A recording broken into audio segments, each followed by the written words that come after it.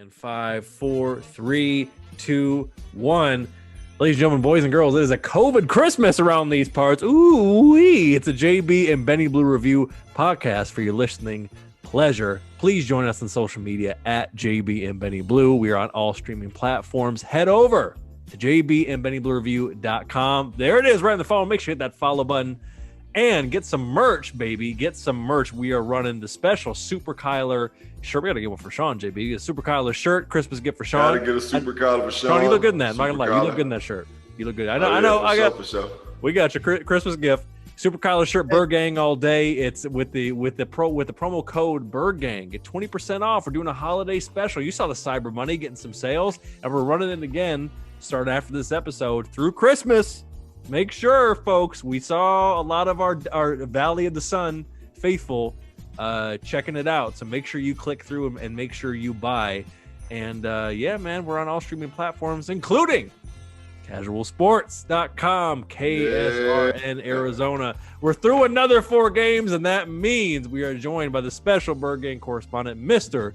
Sean McConnell. First and foremost, Sean, it is that time of the year. You got a family. It is Christmas. Are the kids hitting you up for gifts? And if so, what are they looking for? What's happening this Christmas? God, short of a Fortnite gift card for my oldest, which I said, to the heck no, I'm not doing the Fortnite gift card for Christmas. You're 11 and you're lucky to be playing the game. We went in with all the parents. We got a big old play set. There's also a 15 by 15 trampoline that we got going in. Whoa. The play set, my dad and I built it. It took 15 hours this weekend. Gave it to him early. It's huge. JB, it's huge. I didn't even watch most of the game because I just knew. I had a feeling. I was like, you know what? My time's gonna be better put towards building this play set. Yeah. You spent your time wisely. I did, even though a lot of nuts and bolts, man. But you know, I was about to say I don't know if the stress factors are probably what for what, but you know what I'm saying. Yeah, you still either way. Yeah. Yeah, it was a lot easier on your eyes. Trust me. Wow, that's incredible. I trust you had a stiff drink after you completed that task. That's a lot of work. That's like construction at that point. You know, actually, not as stiff as you'd think. My wife and I have been enjoying a glass of wine every night for the past couple weeks. That's been a new tradition. Ooh, classy. That's not a bad thing. You know, that's not a bad thing. That's nice. You know what I'm saying?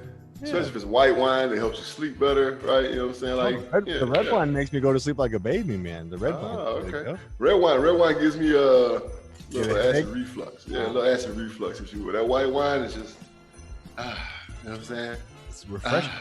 Man, speaking of the king of the double cup, JB, who's stolen his son's chain. That's right. He's the king of the double cup. How are you feeling, sir? Jesus peace. Feeling like Hove. Hey, you ain't gonna lower. Stop it. No, trust me. That's back in my younger days. No, that's Mississippi. We're not talking about that no more. Really, you know what I'm saying? Back when you talk like this, you know what I'm saying? But no, everything love, man. You know what I'm saying? Valley of the Sun is still open. I don't know if that's a good thing or a bad thing. But other than that, man, fam good, kids healthy. I can't complain, man. If I could, I wouldn't. So shit. By the way, only thing stressing me. What's up? Well, yeah, no, we're gonna get into it. Trust me. I know what's working your nerves. Trust me. We're all over this episode. By the way, Sean, I don't know if you saw it. They released the new Suns jerseys. Gotta say, JB, that Mikal Bridges Valley jersey. I am gonna get a Mikal Bridges jersey. Trust me when I say he's my cousin, bro. I'm telling you, I'm related to every Bridges in the United States of America and a couple of them in Canada. He is my cousin. He don't know it yet, but he is. Him and Miles, the cat that played for Charlotte. Miles looked like my family. He looked like my dad. He really kind of does. Yeah, I could see them. I could see it. Yeah, I could see it. You know what I'm saying? So big time. He looked like my dad's side of the family. So yeah, the Bridges boys. I'm gonna get Shaw. I'm gonna get Mikal, and I'm gonna get old boys down there in Charlotte. You know what I'm saying? And by the way, speaking of your sons, fellas, we may have to do another KSRN roundtable to do it. I gotta tell you, man, I'm kind of hyped for the Suns. Kind of want to do a Suns roundtable. I think it's worthy. Sean, I don't know how you feel, Sean, but I've always said, I remember in 2009 being at the Western Conference Finals on the floor, my sons with me. I ain't talking about the Phoenix Suns, I'm talking about my boys. You know what I'm saying? When they were younger. And I remember looking at Stoudemire, me and Stout boys, you know what I'm saying? And it was like a minute and 18 seconds left. We was down by 6 points. I'll never forget this. And he had just committed a foul. And I was standing up, and I had a chain on there too, but it was two of them. Two chains. So I looked at him, and I did this to him. Right? Come on, baby. He put his head down and turned around. I was like, oh. But I knew, Sean, that was the end of our son's competitive nature for quite a while. Now, I feel like we are competitive again, right? We got a hell of a young nucleus. We got Aiden, we got Book, we got Chris Paul, the wily vet. We got our backup point guard. What's his name? He's a fireball. Carter. Yeah, Carter. I like that kid a lot. We got, and then we got pieces. We got Bridges. We'll probably be starting this year. Yeah. We got pieces, man, and we're just competitive. Oblier, is that his last name? Oblier. We traded him. Oubre. Oh yeah, Kelly Oubre. He's on the Warriors now, right? Yeah. So Oblier. You were out there. You know what? That's crazy. Like that was a clothing line that this dude tried to get me to like. Yeah. You remember that? You remember that back in the day? Yeah. Former sponsor Oblier. Right. Shout out to them. Former sponsor. That's why I said okay. So yeah, whatever his name is, Boo Boo, whatever his name is. So we traded him. He was a decent ball player for us, but I think we good. I think with the 12, 14 guys we got, I think we competitive again. I think we have a competitive team, especially with Houston weakening, right? Because now they got dissension. Harden don't want to do right. The Clippers, I feel like we could beat them, right? I don't know what they got going on, but I feel like we can beat the Clippers. The Lakers, maybe not. OKC, yeah, we get a hold of them. The Warriors, healthy Steph. No, right? Well, that's okay. Healthy Steph. Clay's out again. Achilles. No Clay. Yep. No Clay. You know what I'm saying? Healthy Steph, no Clay. You know what I'm saying? So that's 25 points gone right there. Hey, I think we're competitive. Hopefully, basketball season start tomorrow or some shit. Preseason, I was about to say, hopefully by towards the end of the season this year, we'll be able to go to some games and actually, watch our boys do their thing. I'm all right. I got a sense of calm when I think about the Suns now. Yeah, I'm cautiously optimistic for sure. I think you got a shot, but you might also end up being third or fourth in your own conference because that's the loaded conference. Why do these Arizona teams now get screwed with the really good divisions and conferences? Why does this happen? Why? Yeah. Not fair. Why can't we be the east of the world? Why can't we? It's not fair. Yeah. Hey man, if you want greatness, Sean, you got to be tested. And I'm gonna give you both a bold prediction for this NBA season. I'm going to say that the Suns are going to be the 5th seed, and they will upset. So the 5th seed would play in the playoffs. They play the 4th seed, correct? Yeah. Right? Because it's 1-8, 2-7, 3-6, 4-5. They're going to beat the 4th seed. They're going to win a playoff series because of the COVID year. So if that's like the Nuggets are going to get shocked. Somebody, whoever's in that, the Jazz, whoever's going to be in that 4th seed, Blazers, whoever's going to be in that 4th seed. I don't see them going higher than the 5th, but I'm predicting that they're going to win a playoff series. That's bold. Yeah. That's bold like the Doritos chips, man. That's big bold right there. Yep. I appreciate it. I appreciate it. Yeah. No, I'll listen. I'm excited. Book deserves it. CP3 deserves it. And they're gonna make some moves finally, because Lord knows they're one of those with Sarver and that franchise and that old Sean. You remember that old lady at the town hall meeting? This damn team, like you gotta somebody. Come on, Suns, bust a move. We got Monty Williams as the coach. Do something. Right, listen. I can't understand for the life of me why free agents don't want to come to Arizona and play football and basketball. Well, I know basketball, we were kind of sucky, but I'm saying Most of them spend the off season out here anyway, right? So it's like, bro, just come on and I wanted Melo, to fall in for a little hot one, you know what I'm saying? So, but I mean, you know how that go. Yeah, well, comes down to ownership. You saw what happened with the Clippers. Once Ballmer took the reins, it was a whole different story. He started backing up the Brinks truck, and he's over there going crazy like Macho Man Randy Savage right behind the basket and stuff. So it's the culture. It's I'm a Lions fan, for God's sake. With the Ford family running the damn car company in the ground, running a team into the ground. I'm an expert in bad ownership. All right, we understand this. So that's what it comes down to. The owner for the Suns has been historically bad, but now they have a good thing going. They have the right coach and they have the right pieces. And JB, when they show winning ways, then yes, they are going to lure another piece. They will get another piece to add, but they have to prove that they can win with what they got. You know what I mean? Right. They're not going to win the title, but if they can trust me. No, I totally understand. Right. I mean, that's the same thing for our football team, right? Right. We ain't talking about them yet, but I mean, we can get to the playoffs. We might can get another peak. We'll talk about that in a second. Well, we are right now, JB. Speaking of something that's not keeping you calm, it's working your nerves, Sean. I know you're in the same boat. You're doing kids' construction projects to stay away from the game, for God's sake. No, it is extreme. It is third quarter. State of the Birdgang. Wow, that's right. We're doing things a little bit different on this edition, gentlemen. We're going to do some burning questions. You know what I'm saying? Draped up and dripped out. No, I'm talking about JB with the goddamn rope. Question number 1, Mr. McConnell. Has the film caught up to Kyler? I think the film's caught up to Cliff. Let me just say for the record, I think we have one thing, JB and I, to blame on our predictions last time. It was our dyslexia, right? We said 3-1. We meant 1-3. That's what we meant. It's fine. We're still right. Yeah, I was looking at that earlier. I was like, man, we just. I flipped the numbers. It happens all the time. But, CTE, bro. It's real. Hey, yeah, I have no excuse then.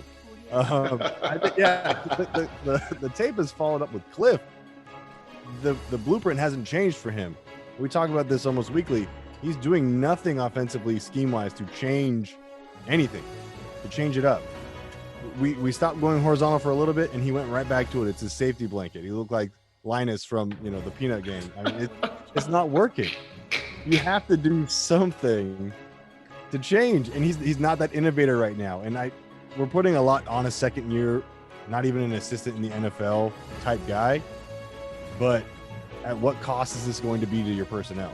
So he's got to get it together quick, fast, in a hurry, or Kyler might start asking for a new leader of the ship. Well, yeah. Any follow-up thoughts on that? Yeah, he's exactly right. Yeah, I've said this, and I've been talking to a lot of people at my workplace about it. Yeah, Cliff is not for this. I was talking to my neighbor about it yesterday, actually. For him to be this great offensive mind, where's your game planning skills? And here's the thing that burns me up, Sean. He has veteran coaches on his staff, right? So why has nobody stepped up and said, hey, man, look, this play works really well, or let's just break down the plays percentage-wise and the success of them, right? You like analytics? Let's do it, right? Let's break down the plays that are successful for us, right? And let's put them over here. And the ones that are not as successful, let's put them over here, right? Oh, garbage. And then let's start to initiate or incorporate some plays that you feel like you want to start running, right? But when it's all said and done, let's look at our statistics and see what we're doing well, which we are 4th in rushing in the NFL, right? That's a plus, right? We're running the mill passing, we're 19, right? So it's like, let's figure out what we're doing well and continue to do it. And the things that we're not doing well, like you said, we can, just to make you feel good, we'll just put them over here. We won't throw them away, right? So it's simple as that, right? This game ain't changed. It's blocking, tackling, catching, throwing. It has not changed. But I said it after the last State of the Birdgang. Being an aggressive offense does not mean throwing the ball down the field 15 plus times a game, right? Here's another thing, and I don't know, Ben, if you want to ask this question, but I have to say it. DeAndre Hopkins needs to stop running the same 2 routes. He needs to get off of Kyler Murray's left side, and he needs to be more to his right side, right? So when he's over there, we can do a lot more things, including work the left side of the field, because they're going to bring 2 guys over to deal with Hop, right? Bottom line. So look, I know football more than I know a lot of things in life, right? Which befuddles the fuck out of me once I don't have a coaching job in the NFL. Because if I was on Cliff's staff, I would pull him to the side and be like, look, man, we got a problem, right? And it's your fucking play call, right? I'm just going to be honest with you. It's decision making, right? All this bullshit, throwing the ball out to receivers and shit, all this college shit, It's the NFL, man. These dudes eat, sleep, live, and shit football. Ain't no class. This is class. So you mean to tell me when you throw a goddamn ball out there behind two receivers that a fucking 245-pound outside linebacker to run a 4.5 ain't gonna get there and destroy a receiver to get a tackle for loss in the back? Come on, man. Like, take that shit, throw it out, right? Let's play football, right? This ain't air raid football. Yeah. You can mix in the air raid. Let's play football, right? And when we play football, we're pretty good, right? When we run the ball, we pound the ball, we do some traps, some misdirection. We get a little man running the ball, we get the read option going, which is dangerous as fuck, right? It's dangerous as hell. But I mean, Kenyon Drake, little man, and then DeAndre Hopkins or Fitz. Like RPO, read, like let's do the shit that makes us successful. And that's what makes me scratch my head, because I'm like, okay, you do something nice for 3 quarters, or you do something nice for 1 series, 2 series, the next series you come back, you start running that dumb shit. We don't have plays to waste. Yeah. Bottom line, point blank period. We don't have those plays to waste, because just like last game in LA versus LA, we wasting plays, they making plays, they win the game, right? Yeah. Yeah, absolutely. And to both of your point, I mean, what I've seen from the last 4 games is that whenever they're having big time success, it's usually when a play breaks down and Kyler has to make something happen, because they know based on what Cliff has been calling, they're not getting their other playmakers engaged. Just found something here that is to like solidify, JB, what you were just saying. Shout out to Graham Barfield on Twitter.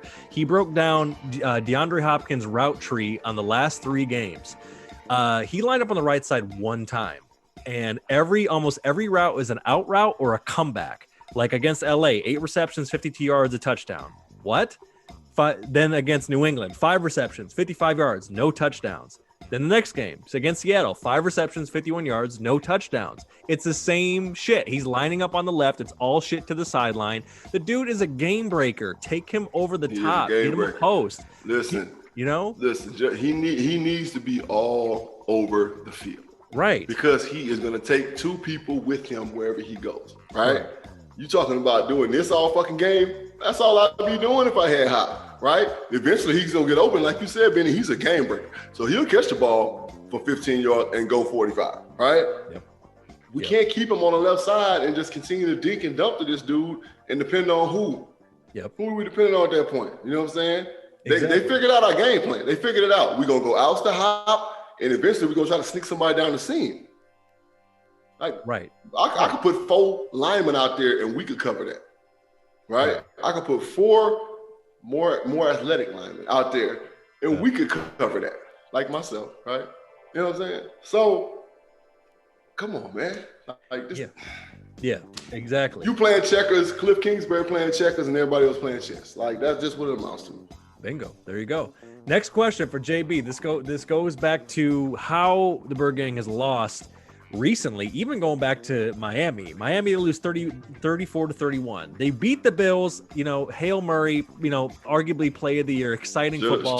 Should have lost that one. Should have lost the game, 32-30. Then the Squawks, 28-21 at the Pats, 30-17, and then a little bit more of a distance with the Rams, 2017. 2017. And then a little bit more distance with the Rams. They kind of had their number a little bit, but common factor, close losses. So JB, I mean, at this point, can Cliff be trusted under 2 minutes? Where's this guy at? Cliff can't be trusted within 8 minutes of the 4th quarter. Goddamn. Right? Because I'm dead serious. Like, that's when he fails for whatever reason, right? He'll call a decent game, better than average game for 3 quarters, right? Now, some other variables might come in, like little man making a bad decision, or drop passes, or maybe a fumble, but he'll call a decent game for the 3 quarters. And in the 4th quarter, it's like his fucking balls go up in his stomach, and he forgets to do what he's supposed to do. He turns to Mr. Coach Klein, you know what I'm saying? And that's basically, you know what I'm saying, and old boy's across there with his fucking tablet, you know what I'm saying, with his notebook. Like, so what are we doing, man? What are we doing? All right, and then the same thing comes with Vance Joseph. Now, we ain't forgot about him, right? Even though our defense is decent, you know what I'm saying? It's not like the worst. We're, you know what I'm saying, kind of, giving up about 24 points on defense, you know what I'm saying? Run, we're giving up about 123 a game, and in the past, about 236. This the NFL, that's decent. You You know what I'm saying? If you're giving up about 350 a game, okay, you know, that's defense. But we got two of the most inconsistent play callers in the game. All right, Vance and Cliff they shouldn't be together, right? Somebody got to balance out the other one. Like, you know what I'm saying? Well, one of them fucking up, the other one got to be sane, doing his thing, right? So, yeah. Sean, what are your thoughts on that? By the way, hey, Greg Williams is available. Just saying. Oh God, no. G-Dub. No. Anything but that, please. G-Dub. Hey, fuck that. We put money on folks' heads. Look, when it comes to late in the game, yeah, there's a lot of close games. Even the games that we won and the games that we've lost. You look at the Seattle game, right when the first one, right before overtime, they are literally marching down the field at ease because the middle was wide open. The Seahawks are just giving them the middle. And then all of a sudden we get around that 30-yard range. We start getting complacent and then just running into a wall. Just kind of like you're getting the hash set up when in reality, you had time for a couple more plays, get closer, make it a chip for Zane. Zane misses it. We go to overtime. He's not even setting up our kicker, who is shoddy at best, for success. Zane. Horrible decision making, man. Like, a decision making is like, but again, Sean, he has veteran coaches on his staff. He needs better ones. Who's telling him that this is not okay? Like, who is the dude that's beside him all the time? Like, you always see this dude. He's been in the game quite a while. He's literally right beside Cliff all the time, kind of whispering in his ear. I want to say he's a quarterback coach, right? Like, somebody got to tell Cliff this shit, right? Somebody got to be like, look, man, this shit ain't working, right? And then Cliff, if you listen to this shit, if I was your offensive line coach, I would tell you that this shit ain't working, man, right? You wasting a decent offensive line, right? Literally a decent physical offensive line who I think is taught by a pretty good offensive line coach. You know what I'm saying? He can't be responsible for the individuals that do certain shit. DJ Humphries, get your shit together. He can't be responsible for what they do on the field, but preparing them preparation-wise, we're always ready to roll. Even the next man up thing with the offensive line is a bright point. That's one of our bright points offensively. Let's lean on them, right? Yeah. Let's reward them. Kenyon Drake loves to run the ball between the tackles, right? He runs behind his shoulder pads. Hell, Chase Edmonds, same thing. He don't mind getting that ball between the tackles and mixing it up. He's physical. We got two physical running backs. Let's run the damn ball, right? Let's run the ball. Let's let the run open up the pass. We know we can drop back in 4 receivers, which always should be 4 receivers. It should never be 5 wide. It should always be 4, right? Because the read option should always be a threat. Period. Like, True. He should do that shit every fucking play. True. Right? Every fucking play he should do that shit. So that's what we got. Right? There should always be a triple threat on our offense. Whether we gonna line up in 4 wide and we gonna throw it, or we gonna run read option and little man gonna keep it and go around the edge, or we gonna hand it off to Kenyon because your defense is so spread out. We should literally live, if we're not just running the ball in a run formation, we should literally live in 4 down. We should live in it, right? That should be our bread and butter, whether we be 3-1, whether it be trips, whether it be dubs, you know what I'm saying? Whatever, we should always be in 4 wide. Now, to speak to JB's real quick about the assistant coaches and the veterans in here, because I wanted to look, because I've been talking about this too, because, you know, you got BA and you got Tom Moore, who's literally like been around since they were using like the actual pigskins and the leather helmets, right? You've got on your staff, you have Tom Clements, who's been in the league with 22 years of experience. You got Sean Kugler, 14 years, and Jerry Sullivan, 26 years. You got offensive line, offensive assistant, and pass game coordinator. Those should be the only 3 guys you ever talk to. Those guys know everything. Right. And if you're not listening to them, then you need to leave because they know what to do. Right. And the inside source told me that Hop kind of spoke up about play calling. And then it was a combative situation and Hop just kind of shut up. Right. We don't need a Bill O'Brien situation here. All right. We got Hop. Let's keep him happy. We paid him. Let's keep him happy before we have a real fucked up situation and him want to leave and then, you know, send all this other shit and then we're going to owe him a bunch of money. Cap going to be all fucked up. He going to be gone. And like, keep the man happy, man. Like, if you're gonna do anything, you got a receiver who, like Benny said, the man is a star, right? Arguably the best receiver in the NFL. Take one page out of Bill O'Brien's book and look at the way he used Hop. Because Hop was super successful over there, right? He was leading the league in everything over there, right? Top 5 receiver in everything. Just do that. Like, let's take some of that pride out of your fucking chest, right? Put on some pants that come down to your shoes. You know what I'm saying? Stop trying to be a fucking sex symbol on the sideline. You know what I'm saying? Quit running around fucking these Scottsdale hoes. I know you're doing it. Pretty man. Right? He's a pretty man. I know you're doing it. You know what I'm saying? These streets, the money you got, you know what I'm saying? You got some high price coochie. You know what I'm saying? So stop worrying about that shit and let's get back to football, right? Let's get back to playing football. Let's get back to real football because the shit that you doing right now ain't it, man. You need to learn. Like Sean just said, you got 3 veteran, OG-ass, offensive-minded coaches on your staff, right? What are you doing, right? Yeah. So from that situation, I got that there's a bit of a dictatorship going on, right? That's not going to work, man. That's not going to work. And I don't even think Hop is asking for the ball. He's just asking for better. He's just an opportunity to get the ball. But that's what I heard. That's what I heard. He wasn't complaining. He was just like, the play calling right now is hella suspect, right? Because, you know, he ain't never been that kid that's just like, I need the ball. He's always been a team type dude. So he, you know, we got playmakers, man. Yeah. We got ball players. Like, for the first time, we are probably as talented as we were when we went to the Super Bowl, right? We are that talented of a football team right now. Defensively, offensively, everything. We are that talented, right? Yeah. Do we need to call? You referenced it. There has been some improvements. That takes me to question number 3.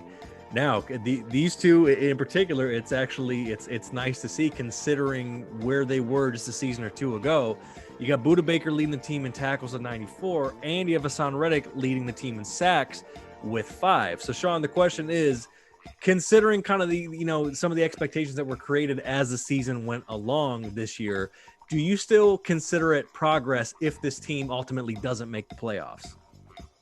I do. Like you said, the expectations rose so quickly and became so insurmountable, right, that they didn't have chances to grow. That's why they dropped games to Miami and the Patriots. And because they all of a sudden didn't realize, they're good, but they don't smell exactly the greatest either. They have holes to shore up that they didn't.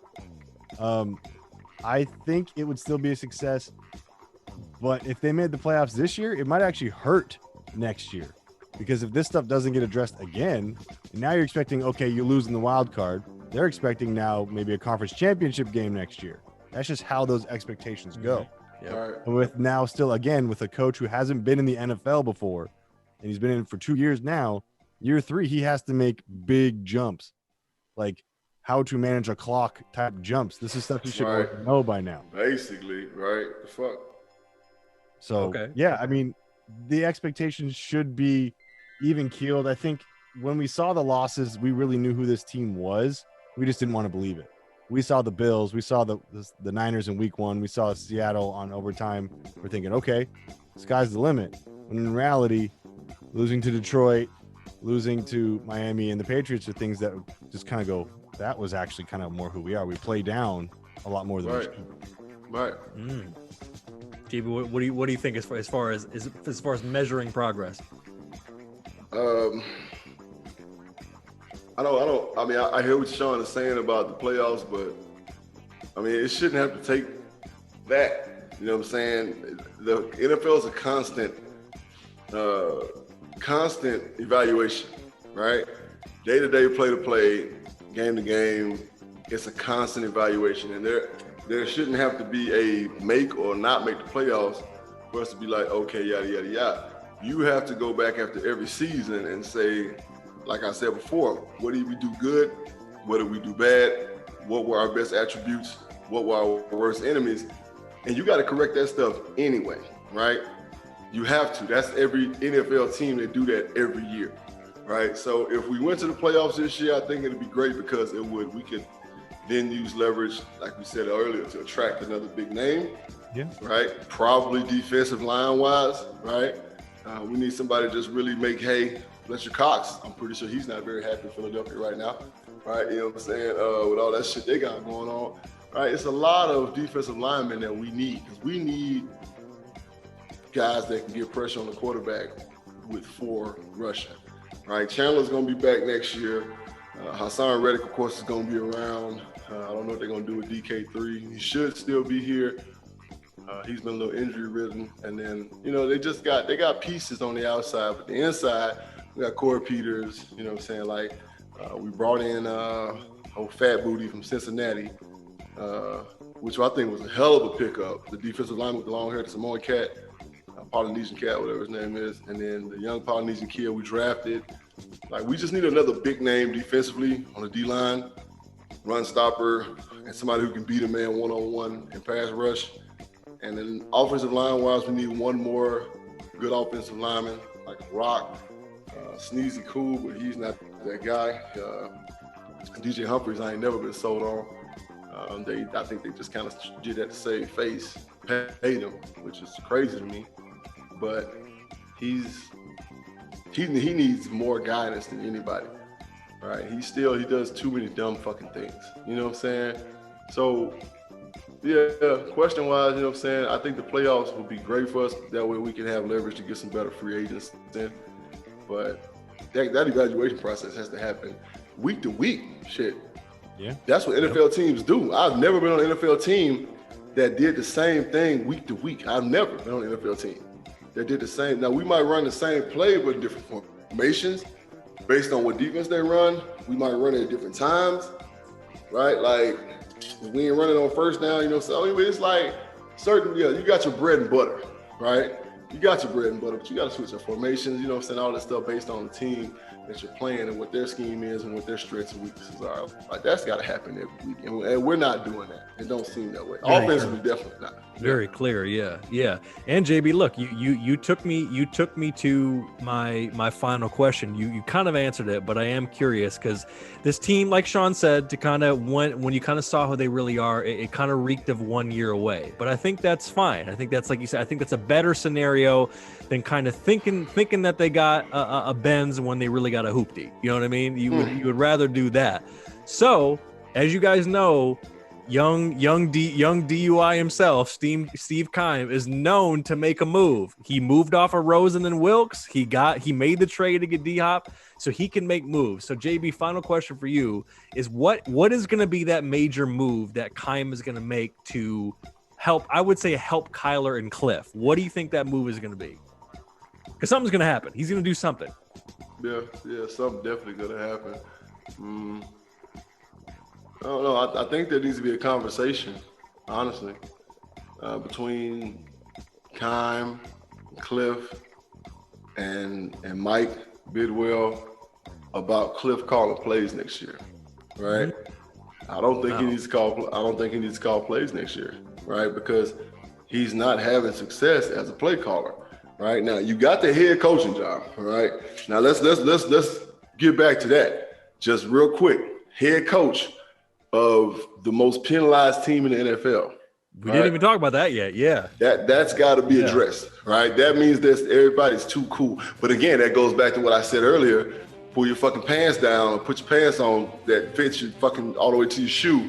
Like, stop trying to be Mr. Cool and become a fucking real head coach, right? As a head coach. Right. Stop the fucking cell phone. Like, chill with the millennium bullshit. Right. Benny, you said something about your boy, John, what's his name? Gruden, right? Yeah. You asked the question, right, in the beginning of the year, we had our episode, and you was like, is John Gruden's way gonna work with these young millennials and their attitude? Yes, it works, right? These are football players, bro. That means whatever coach says, I'm gonna do, right? Because if I ain't on board, then I'm gonna be an exile, and don't nobody wanna be exile on your team, right? So what Cliff allows is what they're gonna do. Right? Really, like what Cliff allows is what they're gonna do. Like certain things as a coach, me personally, I wouldn't let these grown men do it. I don't give a fuck if they're grown men or not. Everything's a privilege, right?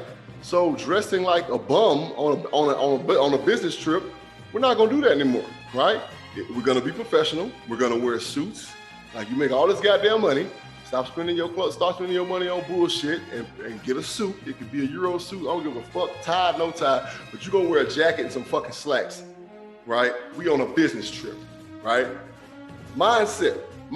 We on a business trip, right? This ain't no bullshit. This ain't no fucking fashion show. You know what I'm saying? Like, our team is too fucking cool, right? That's the way I feel. And attitude reflect leadership, right? Our head coach is so fucking cool. Like, fuck all that cool shit, bro, right? Fuck all that cool shit. You have to take the reins of this team and say, look, certain things we're gonna do, certain things we're gonna not do, right? And if we can't be disciplined, right, then we're not gonna dress the way we wanna dress on the plane, right? That's a reward. I treat you like little kids, but that's what the fuck you gotta do, because you're acting like a little kid when you can't stay on side, right? You're acting like a little kid when you can't fucking do your technique as a defensive back without holding. You're acting like a fucking kid offensive line wise when you can't pass protect the motherfucker without holding him, right?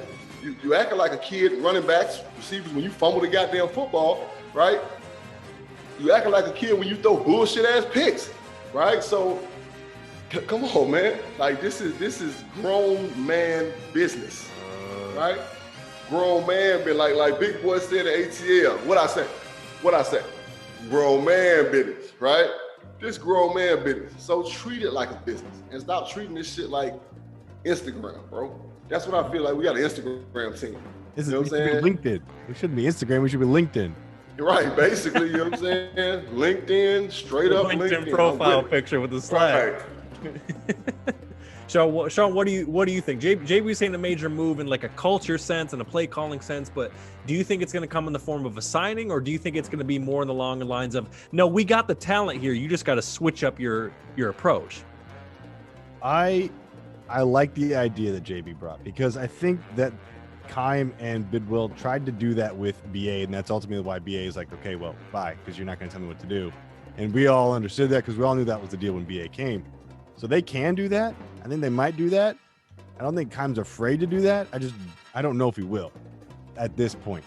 What I'd like to see and what I'm hoping for is what we were hoping was going to happen at the trade deadline is you go and get a guy from a team that always loves to get rid of guys as their expiring contracts are coming up. That's the Patriots. The Patriots have Stephon Gilmore, who's now another year into that contract that's almost over. Give him a pick, because Lord knows Keim's going to blow the pick. So just give him the pick. Give the Patriots the pick, whatever pick you want. Take your pick. And let them blow it, because that's what they do. Right, exactly, yeah. Right. So we'll take Gilmore and shore up whatever questions we have about Pat, because I think really Pat needs to go into some sort of safety type. I think he could extend his career that way, but bring some insurance, some like really serious insurance. If Hopkins was the Larry's going to retire insurance, Gilmore is the I don't know what to do with Patrick Peterson insurance. And I'm okay with that. Right. Because you don't know what to do with Pat right now. He's at a weird age with the contract. And is he breaking down? We don't know. We could move him. Does he want to move? A lot could happen. I say bring in Stephon Gilmore for whatever the Patriots want in a pick compensation. Right. Now that's a hell of a prediction, or a hell of a answer. Like I agree, because our defensive backfield is iffy. You know what I'm saying? Yeah. We got Fitzpatrick back there, Kirkpatrick, whatever his name is, who's just, I mean, he's Mr. Inconsistency. You know what I'm saying? One game you're like, man, this guy's great. Next game is like, what the fuck did he just do? Right? You know what I'm saying? It's like, we can't have that. Yeah. Right? We can't have that. You know what I'm saying? Consistency key. He's a former first round draft pick. Like, you know what I'm saying? You expect more from him. Yeah, so we definitely need to get, I mean, I think Pat should go, I don't know. Like, you know what I'm saying? Byron Murphy has proven that he's going to be, he's proven his worth. You know what I'm saying? He can cover bigger, slower receivers. He can blitz. He plays very physical around line of scrimmage, right? So he's there, right? So he's that nickel guy. We got him. He's playing well. Buddha is coming to his own. The other safety, Thomas, okay. Right, you know, we can get a good safety, you know what I'm saying? Honestly, you know what I'm saying? I think we should have got the kid from LSU, right? The safety from LSU, that was just my thought, you know what I'm saying? Byron's like my nephew, but, you know what I'm saying? I just feel like we should have got the kid from LSU. That's my thought as a safety, because we didn't have a sure safety to complement Booth, right? Or, you know what I'm saying, we can move Byron to safety because he can play it. You know what I'm saying? He's a ball hog. He's very smart. He'll knock your ass out. You know what I'm saying? He can cover ground. He's like, move Pat inside to nickel where he can cover, you know what I'm saying, smaller receivers on shorter routes as opposed to being outside on that island because he is getting older, right? I mean, you know what I'm saying? It ain't Father Time is undefeated. Don't nobody beat Father Time. Sorry. You know what I'm saying? Larry, people say they want to think, oh, the age is wonder. Like hell, right? He ain't the same Larry Fitzgerald I knew fucking 7 years ago, 8 years ago, 9 years ago. You know what I'm saying? Like, so say what you want to say. You know what I'm saying? But yeah, that's dope. We do need that. We need, like I said, about it's either a big time defensive lineman or, like you said, get Gilmore. I think that'll be a great, you know what I'm saying, trade. Something got to happen. But that conversation with Cam and Cliff got to happen. And that ain't got nothing to do with time or second year, third year. That just needs to happen, right? It needs to be a sit down and show him the facts, right? Show him the facts of the bad, right? This is bad, right? Your team was the most penalized team in the league this year, and that's bad. It's not good. That nobody wants that for their team. Yeah. Right? We started out hot, and now we're fucking 500, and who knows where we go from here? Because who the fuck knows what's going on in Tempe right now, right? Who knows what's going on in Tempe? Who knows what's going on Hardy and Warner, right? It's not far from me. I'll find out. No. Yeah, you need to go do some snooping. Sean, climb the fence real quick. Right. No, we got there's plenty of advantage points, right? Act like you know what I'm saying, you fixing one of them light poles up there, you know what I'm saying? And, yeah, I'm just doing high jumps. Right, you know what I'm saying? Get you right. So I mean, yeah. Right. That's basically where it's at, man. Like, I don't think Cliff needs to be a play caller. If he's gonna continue to be a head coach, he needs to take the reins of his team and start to, get some straightening. Like the old folks say, where I'm from, get some straightening. Right, we need to get some straightening. Like y'all a little too loose around here. Yeah. Y'all think y'all, like I said, this ain't cool town. Fuck that. Right. This ain't that field. Let's look at the teams that are doing it right, and look what they doing. Right. Look at them. Look, I like to talk about Pittsburgh, right? Because I like teams that have loyalty to their players, right? They understand that a family atmosphere, team-wise, is going to take you a lot further than playing all the fucking cap games and so on and so forth. I'm pretty sure the Steelers have more tenured players on their team than any team in the league. Cats that have been Steelers for 7, 8, 9 years, right? Like the old school. But you see what they're doing this year, right? I don't give a damn they did lose to Washington. We talked about Washington. I know I saw Washington. I knew how Washington was going to beat them, right? Because their defensive line is very aggressive, and the Steelers' offensive line is, that was the whole point of the win or loss, right? But they do it right, right? They do it old school. You can let the kids have fun. They dance, everybody party kicking, you know what I'm saying? Tomlin does a great job letting his team have fun, but it's a business mindset. It's a business atmosphere. Discipline, very little penalties, right? This is what you want, that word discipline. We are lacking discipline as a football team. Right, and that is dangerous. You're never going to be successful like that. Well, look, talking about time and predicting the future. You know what time it is. We're going in the fourth quarter. Sean, you're up first at the G-men who are playing better ball, trying to get that pathetic NFC East crown. Then hosting the Eagles, hosting the Niners, who are already in town due to their COVID restrictions and all that. And then at the Rams, what is your prediction? Next 4 games. What are we looking at? All right. I know Goodell's probably got like a cold million to whichever NFC East team can end at 500, but I see the G-men as a W for the Cardinals. I see the Philly as a W for the Cardinals. I'm even going to take us against San Fran, who's looking better, as a W, and I'll say we drop to LA. I'm saying 3-1. It might be a different type of scenario how we get there. I'm saying 3-1, end up 9-7. There aren't many scenarios. I'm looking on the ESPN playoff machine. There's not many scenarios as an 8-8 playoff entry with how Minnesota's doing, even though they got 2 tougher games than we do. I'm going to say hopeful 9-7, maybe 8-8. Okay. JB, what you got? Yeah, we'll beat the G, man. All right. We'll beat Philly. It will be San Fran, and I think we're gonna beat LA the next time we play them, just because they're gonna try to do that same stupid shit that they did last time with that whole putting 5 on the line and putting 4 to Collins' right side, basically to his guard, all the way over, and then he has one guy. Like, why did we not run at that one guy? I'm confused. I don't get it. Like, you know what I'm saying? Aaron Donald is fast and he's quick and all that good shit. You know what you do to a guy like that? You put your running back on the same side away from him. You down block him. If he beats it behind, or he beats the guard or tackle down to wherever he's trying to get to, and that hole is as big as the Red Sea. You pull a guard, right? And you let Kyler, or you let it's just so much shit. Like I said, it's weird to me how I can see this shit, right? But they got all these cameras and all these iPads on the sideline, and who the fuck over there don't say, hey, come here real quick and look at this. Are you seeing what I'm saying? Bet, let's run it. Trap weak with Kyler. Fly motion, let's see if they're in man coverage. Boom, let's go. Read option, let's see if they're in man coverage. Keep them on their toes, yeah. That's what it comes down to. You got the athlete. What? Like, what? Bro, like, this is... I need a change.org petition for JB to get on the staff. Like, bro, yeah. I'm telling y'all, like, I've been saying that. I've been leading that train for like 2 seasons now. I've been saying that. .net. Petition.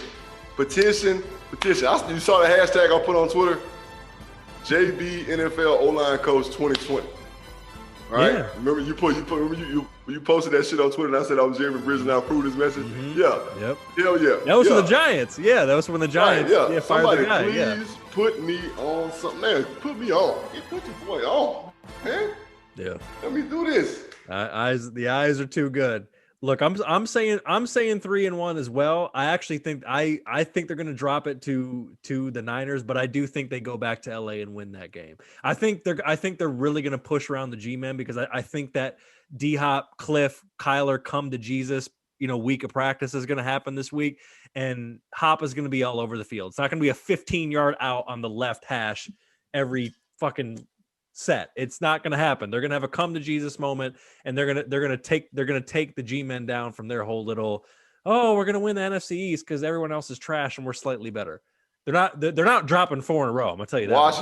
The Washington football team is going to win the NFC East. I agree. I think they ultimately will. At 8-8.